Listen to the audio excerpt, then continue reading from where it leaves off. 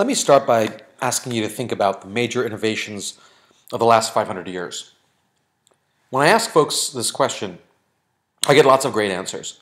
And as you think about your answers to the question, what I usually get is a lot of great technological breakthroughs, things like the internet, satellites, cell phones, computers, the combustion engine, things like that.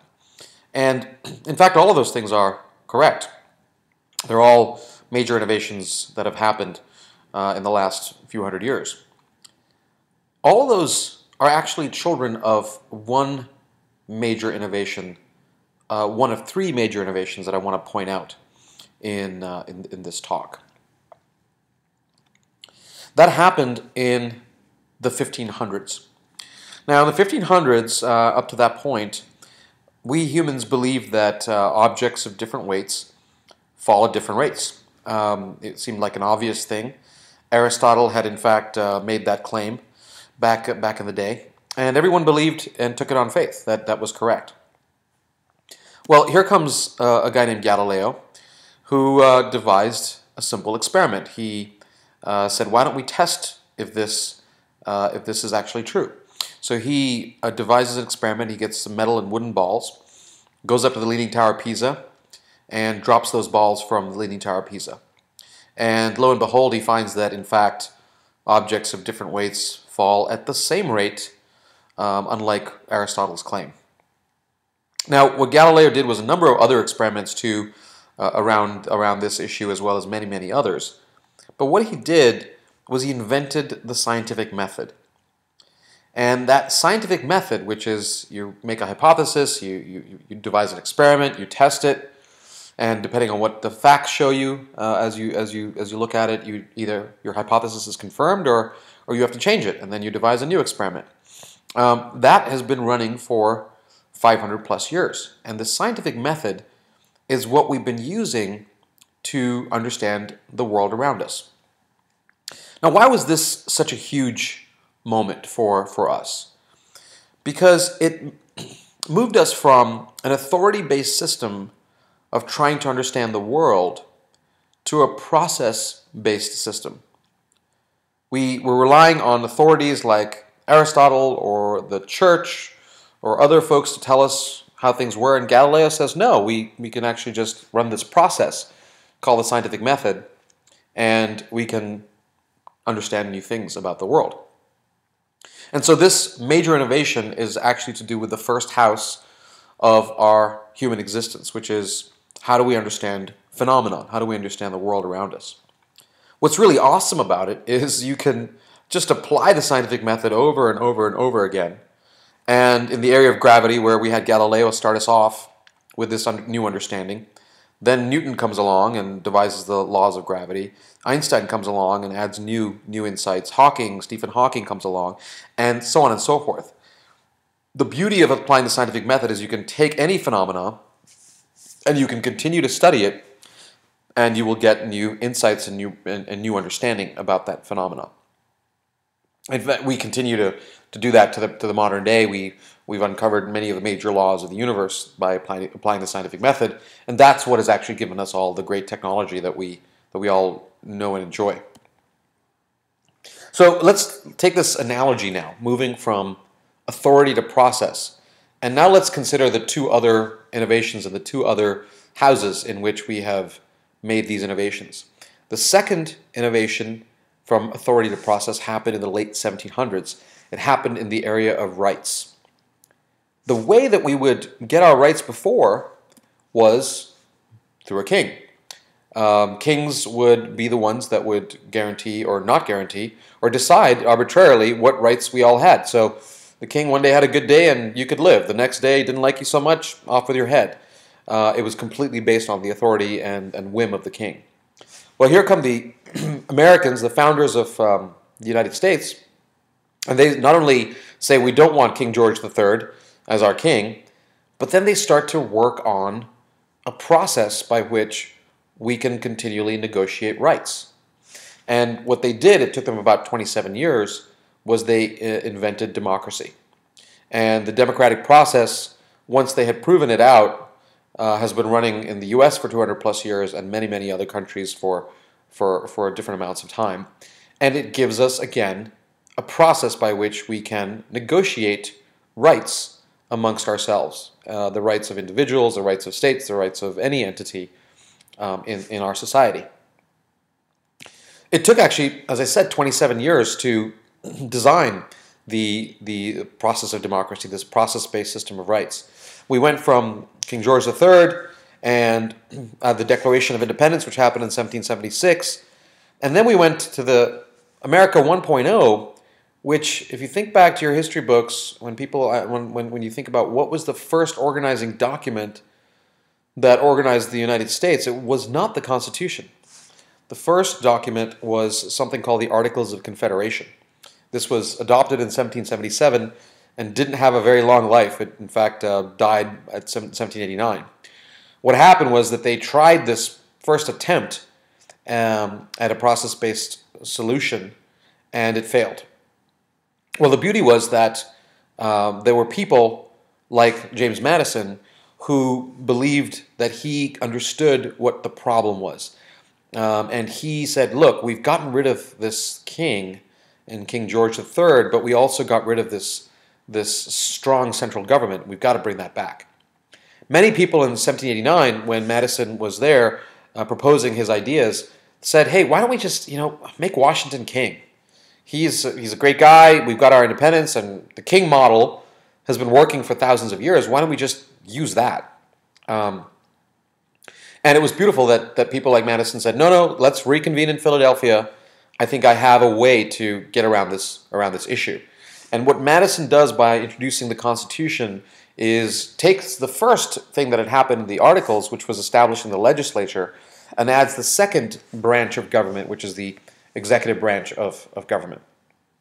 Now, what's funny is that around 1789, Bastille Day, July 14th, 1789, the French launched their independence movement. And instead of working, it turns into the leaders like Robespierre. The French Revolution becomes the terror, and the terror leads to the guillotine, and the guillotine and the whole French Revolution collapses on itself. And the French decide, hey, let's go back to the king model. So unlike the Americans, they go back to the king. They make Napoleon the king. In fact, they make Napoleon the emperor, and his reign lasted until 1815 in France. And so the king model has a very high appeal, and again, it works, and it has worked. But the Americans continue to work the problem. They adopted the Constitution in 1789, and in fact, by 1789, they'd already made 10 changes to the original document. They'd made 10 amendments. And one of the beautiful things they'd done was make a process by which you could make changes to the document. So 2.0.10, 1789, is when America finally got its Constitution. But even here, the core structure wasn't finished yet. That happened in 1803, when a particular court case called Marbury versus Madison happened, and John Marshall, the presiding judge, gave himself, and not himself personally, but the judicial court, the Supreme Court, the authority to decide what was and wasn't constitutional. This actually isn't written anywhere in the Constitution itself. But when John Marshall declared this, everybody said, yeah, that's awesome, that's it, that's perfect. And so 1803 is really the moment when American democracy starts truly working in the form that we see it today, that no one understands it. The three houses. It took multiple iterations, 2 major revisions of the document itself, 1 revision of interpretation, and 10 amendments. So the same thing happens with the system of rights. A process-based system of rights allows individuals and all kinds of entities in the system to advocate for their rights and use the process. Female rights, black rights, labor rights, gay rights, and it goes on and on. We have a very particular way of doing this, and so, for example, Elizabeth Cady Stanton writes the Declaration of Sentiments in 1848 in Seneca Falls, and 70 years later, it took quite a while for the process to work itself out. Women finally got the vote in 1920. So the beautiful thing is, again, we have a process, just like the scientific method, that we can use over and over again to continually decide and figure out what rights exist, what rights are true, and how they work. And what's cool about both of these systems is not only do they deliver new answers as we go along and we use the process over and over again, but they also amend themselves.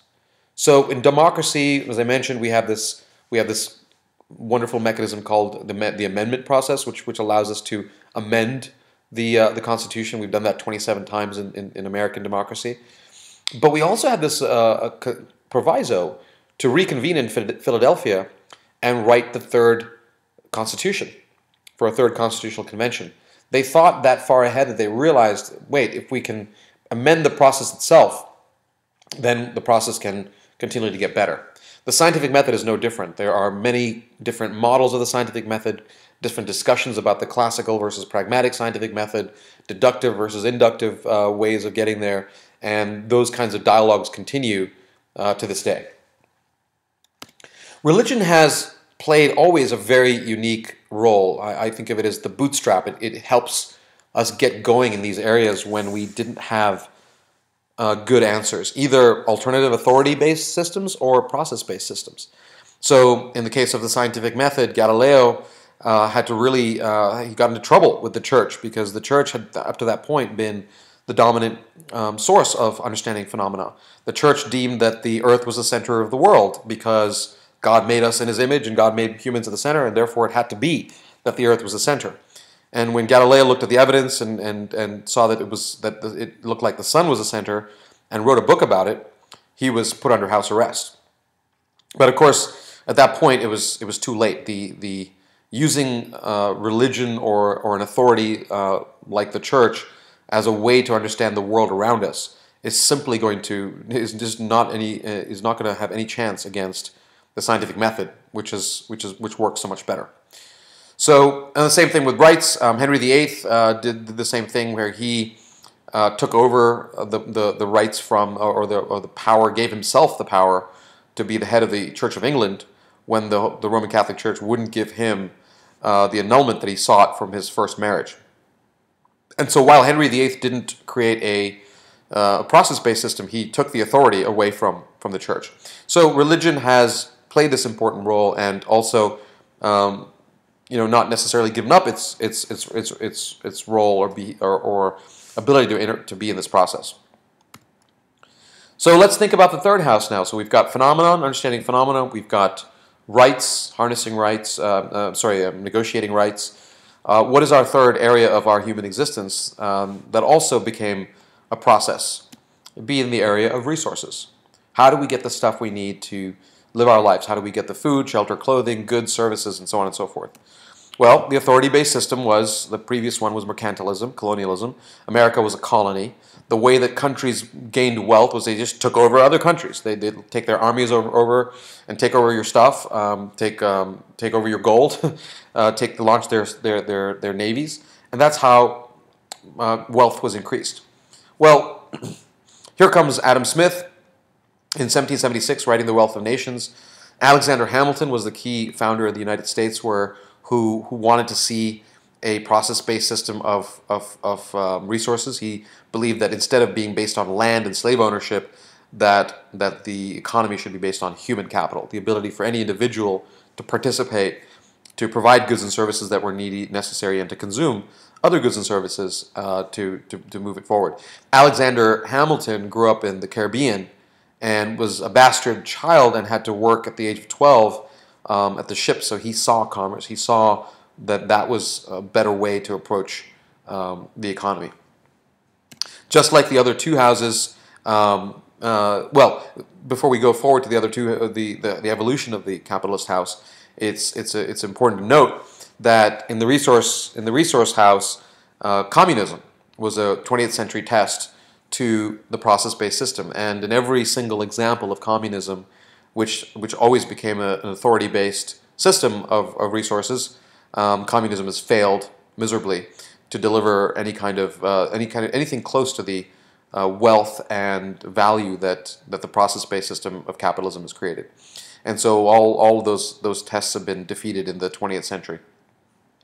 So capitalism itself, just like the scientific method, just like democracy, responds differently. So it naturally changes and responds as the needs of people change. So we've moved from an agrarian to an industrial system. We moved from industrial to services, to information, to experiences, and on and on. We continue to evolve, and the economy continues to deliver new goods, services, experiences, information that we continue to need.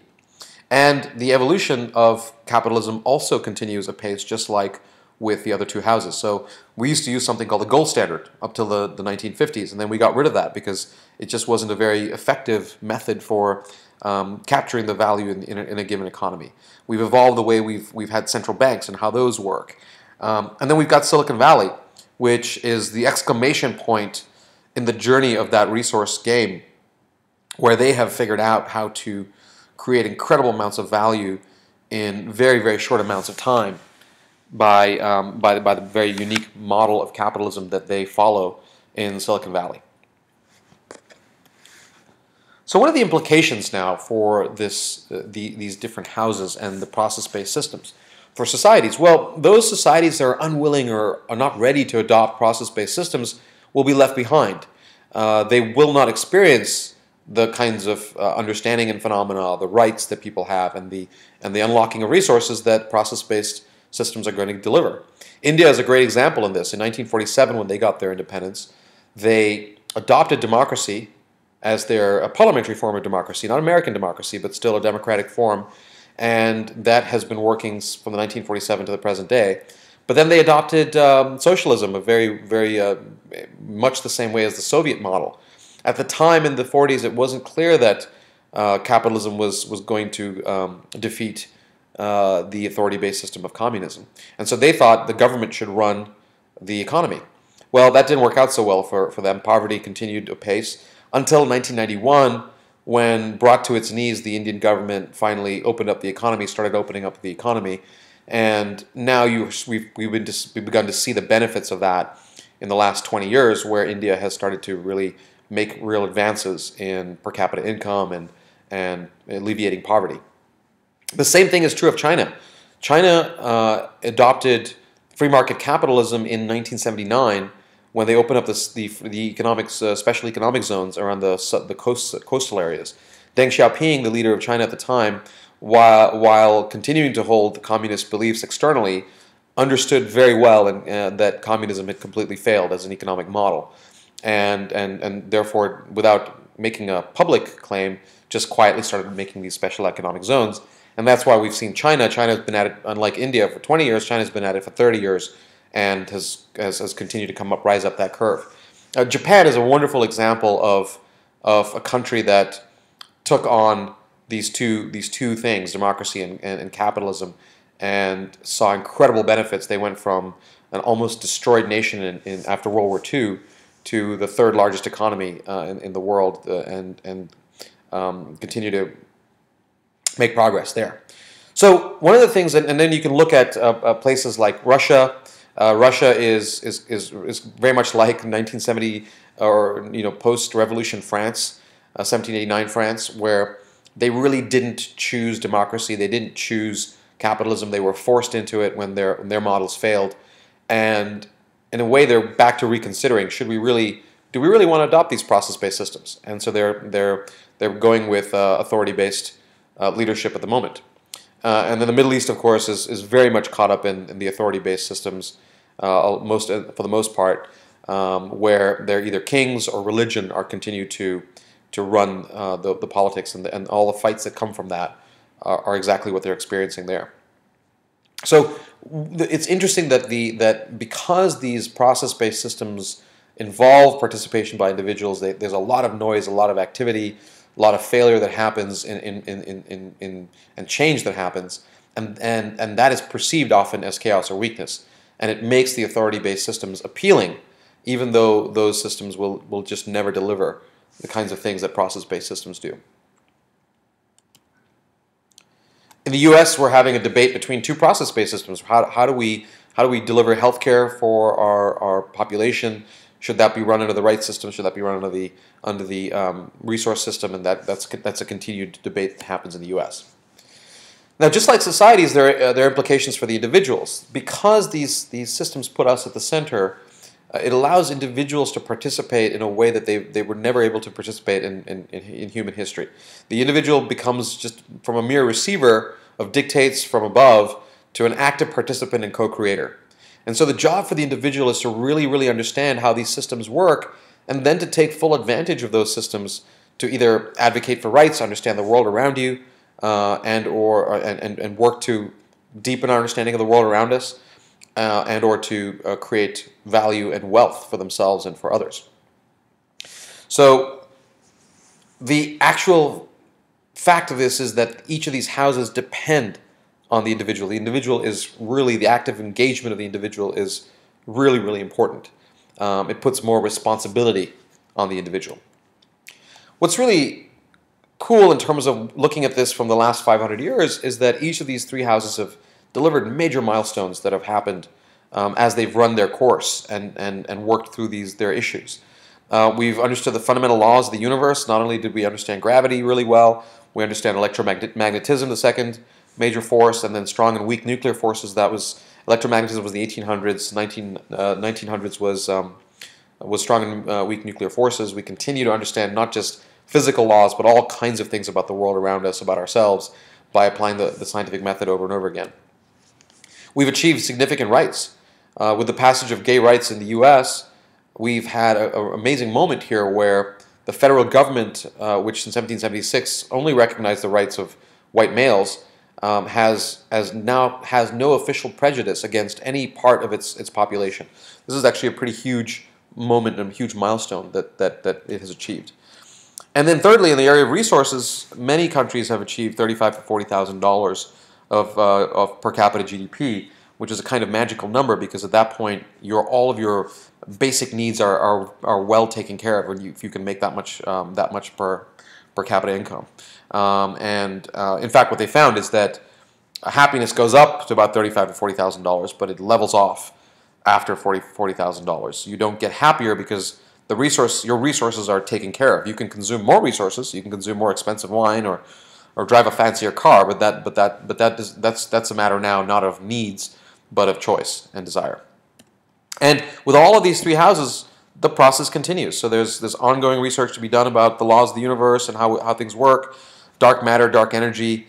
There's ongoing discussions of rights and what rights people have, what rights corporations have, what rights incarcerated individuals have, so on and so forth. And then in the area of resources, we continue to create more value, more wealth for individuals, and work through all the problems of distribution of income and so on and so forth. Now, what's really fascinating about this view of the authority to process-based systems is that because these three houses have been running for so long, and because they've delivered so many great benefits, what we're really ready to tackle now is how to move the fourth house from authority to process. What is that fourth house? If our first house is phenomenon, our second house is rights, our third house is resources, our fourth house is meaning. How do we get the meaning of our lives? How do we actually create that meaning? Well, how has meaning been solved in the past? We've actually used authority-based systems, just as we did in those other three houses. We've used religion, we've used philosophers, we've used culture, we've used all kinds of tools that are authority-based systems to say, here is the meaning of life. Here's how you should approach meaning. And not only that, we've actually used the three houses. Many of us figure, hey, since this works so well, the scientific method works so well for phenomenon, maybe I should use that as my meaning system. But the scientific method is not something that's designed for meaning. Similarly, the democracy is not a meaning system. It's a system for rights. And so people will invest meaning in rights battles or vilifying their opponents on the other side of the political spectrum. But that's not a meaning system. And our third culprit is actually the success of capitalism. Many people go and find their meaning from buying stuff. They think that more resources, the bigger house, the fancier car, that kind of thing will get them more meaning. And so again, it's mistaking the third house, which is a resource house. It's not a system designed for meaning to get meaning, and you just won't be successful in using, even though these three systems are process-based, they're process-based in their domains. The reason we've had to invent three different processes, unique kinds of processes, is because we had to understand each of those three areas, those houses, and design systems around their particular qualities and their particular function. So we can't use the three houses for meaning, and authority continues to be the default source of meaning. That's really what we're going to start to talk about in the next piece, which is a proposal for a process-based system for meaning. So to review, what we've really uncovered and discovered here in this first conversation is that there are these four houses. I think of them as a fugue, a piece of music. This idea came from Douglas Hofstadter in his book Gödel, Escher, Bach, where he looked at the music as a great metaphor for how things are happening. And a fugue is a particular kind of piece of music where you have independent melodies that are stacked on top of each other, and yet the fugue sounds beautiful. So if we think about these, we've got our phenomenal line, we've got our rights line, we've got our resource line, and now we are ready to work on the fourth line of our human existence.